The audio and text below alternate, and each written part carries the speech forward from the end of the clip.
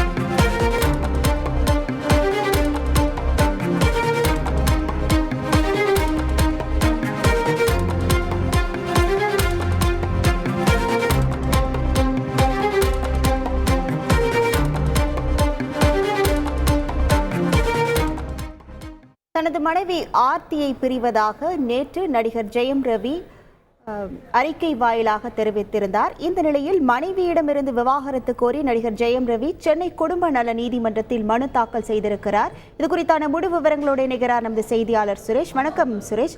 ஜெயம் ரவி தாக்கல் செய்திருக்கக்கூடிய இந்த மனு மீதான விசாரணை எப்போது நடைபெற இருக்கிறது? முழு விவரங்கள் என்ன? வணக்கம்.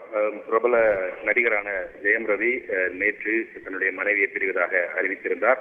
இவர் உடைய மனைவி பிரபல திரைப்படம் மற்றும் தொலைக்காட்சி தயாரிப்பாளரான சுஜாதா விஜயகுமாரின் மகள் ஆர்த்தி.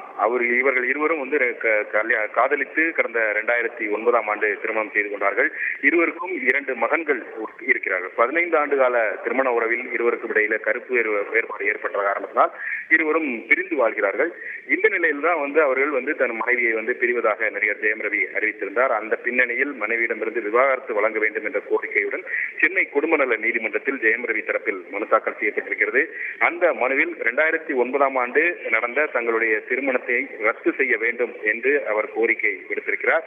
இந்த வழக்கு சென்னை 3வது குடும்ப நல நீதிமன்றத்தில் அக்டோபர் 10ஆம் தேதிக்கு விசாரணைக்கு வரும் என்று எதிர்பார்க்கப்படுகிறது. உங்கள் முழு விவரங்களுக்கு நன்றி சுரேஷ். உங்கள் தந்திவன் தொலைக்காட்சியில் சின்ன திரையின் சிங்க பெண்கள் மாலை 7 முதல் 8 மணி வரை காணத் தவறாதீர்கள்.